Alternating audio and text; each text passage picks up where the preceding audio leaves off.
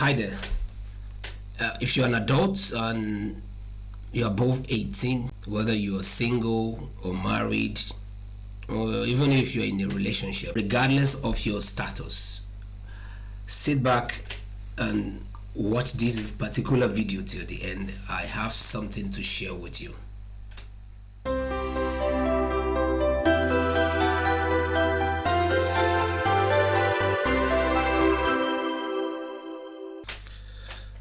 Hello everyone, I greet you and welcome back to Femi Julo's Beats.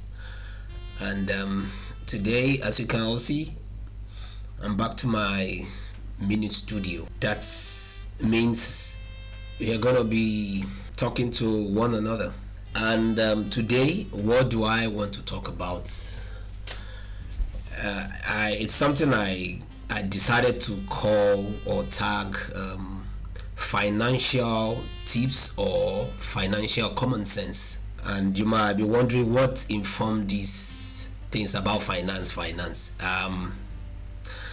Please don't get mad at me because I did a decade in the banking sector before I eventually resigned.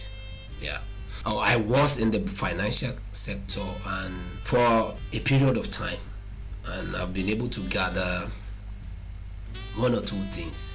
I may not be an expert or a professional financial advisor, but I want to talk to fellow normal day-to-day human beings. So because I am also in the process, but I feel we need to motivate one another. I'm not an island of financial knowledge, and I don't think there's any humans like that. But with our day to day running here and there, we've been able to galvanize so many things. We've been able to accumulate different financial experiences. And if I ask you out there, you all have your financial stories. This is not to say I'm talking as an expert who has never made financial or wrong financial decisions. No, because you need to make some wrong decisions financially for you to learn not to make that same mistake again. You get what I mean? So today I will be talking to fellow adults out there, whether you're single, whether you're married, whether you're in a relationship, it doesn't matter. So far you're an adult and you're above 18 years old. So please listen to what I have to say.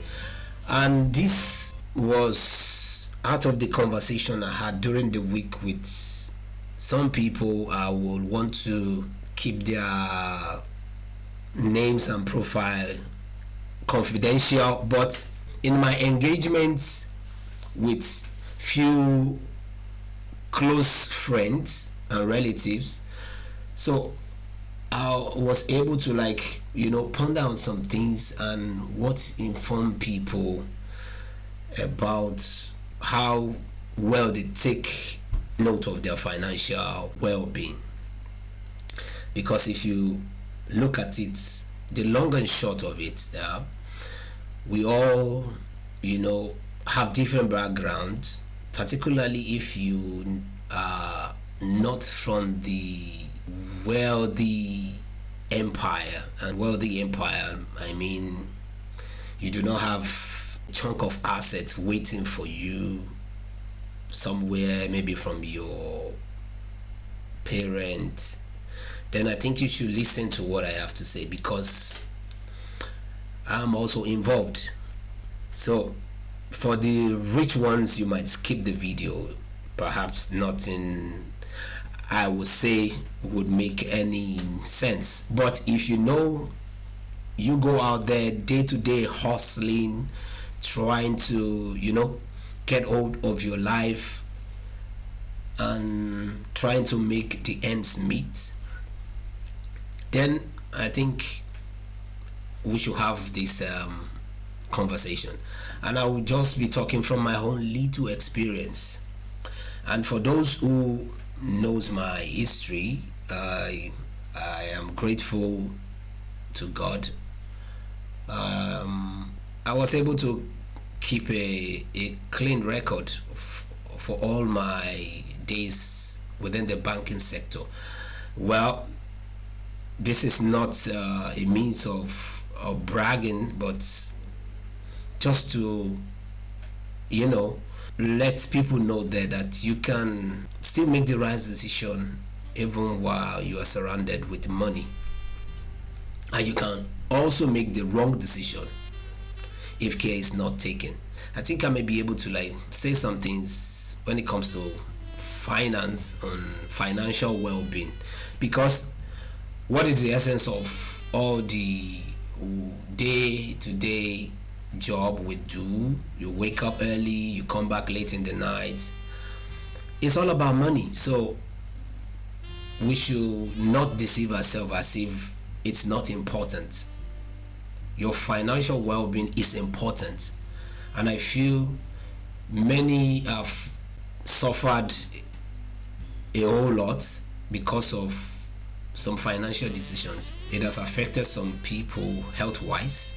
Some have suffered as a very severe health issue. It has even taken some people's lives. So let's not even hide about that. It is something that has happened and is still presently happening. I have too many things. I read some mind-boggling article, and I said to myself, if I want to put everything into one video, it could get too long and too boring, and some might not be able to sit down for that long. So let me break it down into segments so that people can pick the key points of what I want to talk about, rather than put everything into just one video, which will be too long and the message will be lost in between. So I didn't want to start making like a journey that I'm starting from the middle. So I would rather break it down so that we'll go along the whole segments. So today I want to talk about what do you call assets and liabilities. So assets, liabilities, we've all read about it, we are all conversant about it. Some of you out there are accountants, we all know it, but there are still other people out there that work day in, day out, and we still don't take note of some things, and it's affecting us. Financial well-being determines a lot about every individual, how well you are financially. And I'm not saying, okay, if you have all the money sitting in your bank account means you are well financially. No, that's not what I'm saying. But what am I saying? We need to know, okay, what decisions do we take on day to day as regards our financial life, and how well can you categorically say that, okay, I think I am doing well and it's not affecting other parts of my life. So those are the things I want to talk about. So assets, liability, we've all heard these two words, but I'm going to break it down into layman definition. I'm not going to be talking about the big vocabularies in the financial sector. No. I will be reading, I have the definition open on my laptop, and I will read directly from here. This is from Wikipedia, and it defines an asset is a resource with economic value that an individual, let's take note of those words, individual, corporation, or country owns or control. What you own that is what is belongs to you, with an expectation that it will produce a future benefit. Let me leave it at that. Then somewhere it further defines assets as anything that is tangible or intangible that can be used to produce positive economic value. Positive economic value. So, and it talk about tangible and intangible. Meaning, tangible means something you can see, you can feel. Intangible means you can't see, but it's there, like an investment. So in this particular slide, you can see how assets is broken down. Tangible assets, and you can see under it you have current assets, you have fixed assets. Cash, under your current asset you have your cash, then equivalent of your cash, accounts receivable, stock inventory, short-term investments. And this other side you have the fixed assets. I think these are even simple terms that you and I can even understand. Buildings, machinery, computer equipment, tools, furniture. These are things. The end result is anything that you own, be it individual, be it a business, be it a country. So I'm not even talking about country now, I'm talking about individuals, you and I. All these things, whether it's in current or fixed assets. So you need to look at this, okay, and you need to start evaluating what are those things you have. Do I really have an asset or not? Intangible assets, you can see it's listed on my own right hand side. Goodwill, patents, maybe you have a discovery that brings money, you know, some people have. Then copyright, you have something that, like music for instance, okay, someone, okay, let me use an artist in Nigeria like Davido. Okay, he is a musician, he has copyright over his materials, his music materials. So, and he makes, what do they get in term? You and I watch those music, and you know, it smiles to the bank. Trademark, brand recognition, business methodology. So I'm not even going to go into much detail. So what I want us to know is, as individual, from those things I've shown, or let me still put it up. So you need to start examining yourself now. What are my assets? What do I have? What do I have left as cash, whether it's in bank or even it's in your home? You know, we used to have this thing where we used to save money when we were small. In my local language we call it kolo. It's like a safe box where you drop every coin or every extra money you just want to keep for future purposes. You know, you start dropping it there, and at the end of the year we break that box and, you know, come out and count the money. Those are assets because they are liquid cash, they are money in your hand that you own, something that belongs to you, that is of economic value or that produces economic value. So the other slide I have is, okay, look at this, individual, organization. So I'm not bothering myself with this right hand side. Individual, personal use. You see, maybe you have a house you've built, and maybe you are still paying for it, but that is an asset because a building appreciates in value over time. Or is it a piece of land somewhere, and after a while development comes to that area, and before you know it, the land or the property you have purchased appreciates in value. It's, you know, those are assets. Jewelry, some invest more in gold, diamond, and so on and so forth. Cars, these are personal assets. And you need to ask, okay, what are my assets? You need to start listing them out. And how does a personal net worth, how is it being calculated? In simple term, it's your assets minus your liability is equal to your net worth. I take it again. Your assets minus your liabilities is equal to your net worth or your net value. So now, before I go ahead of myself, let me go to the next one, since we all understand what liabilities are. So let me define what liabilities are, according to Wikipedia. A liability is something a person or company owes. What you owe, you are owing somebody. You borrow something, means you are owing, it doesn't belong to you. Usually a sum of money. Liabilities are settled over time through a transfer of economic benefits, including money, goods, or services. I think that definition is clear, and from these pictures you can see what does liability does to you. Don't say this is only applicable in developed world. No, even if you are in underdeveloped world like we have in most places in Africa, it's the same principle that applies everywhere.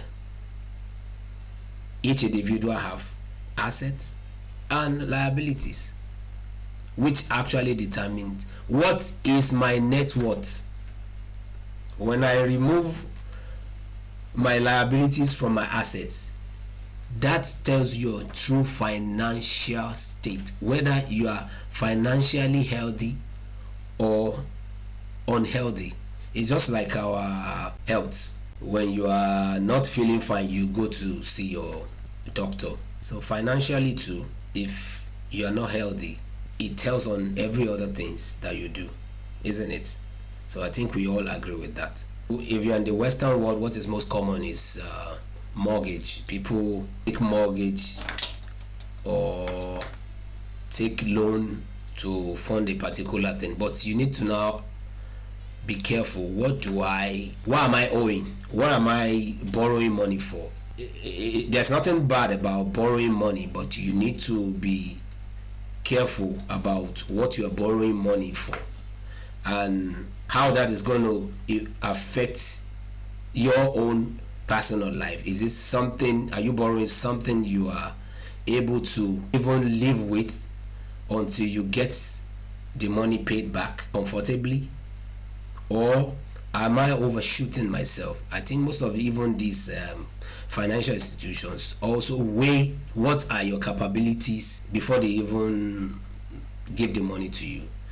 So it's the same principle everywhere. Liabilities, what you owe somebody, in simple man language. We all pay taxes on monthly basis. So all this money that goes out of our pockets, those are liabilities, because in a developed country or in the Western world, you are expected to pay your tax, your income tax. If you are working and you're earning salary, you pay your income tax, because that's part of the way government generates their funds to keep the economy running. That is liability. Then the other slide is, you see, liability as it is there in the middle, what you owe. So you need to now ask, let's draw that table, list what your assets are. Is it a home you have? Let's even say you are not owing a bank or whatever, anything on that house. Then what is the value? Even if it's a brand new car, what is the value of that car? Then go to your liabilities. How much debt do you have? Then it's on the equal side. I mean, assets minus your liability equals, on the equal side, is either going to be positive or negative. When it is positive, meaning you are okay, you are financially healthy. But if it's in the negative, because it's two ways, it's either positive or negative, there's no in between. And if you are in the negative, meaning your liability outweighs your assets, that is what you own yourself and what you are owing somebody, what you are owing outweighs what you yourself have, then you are going to be in the negative. So we need to check that. So that is our first segment, and this is going to go on into different episodes, so I don't want to put everything into one video. So if you have questions, please feel free, let's discuss, engage in the comment section below.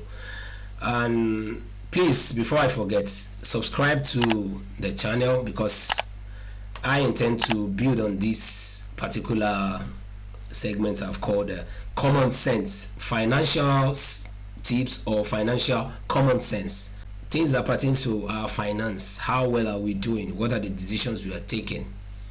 Are we taking the right decision? Those are the things I'll be talking about in this segment, and this is just the beginning. I have some article that I've read, and those articles are mind-boggling. It will come in subsequent episodes, so be on the lookout for that. Thank you for your time today, and I want to thank all my subscribers. And if you're new here today also, please subscribe to my channel, and please hit the like button, and it's very important. Like I always say, this is still a very new channel, and I need you all. Until I see you in the next video, I stay safe and stay blessed. Thank you everybody, and bye for now.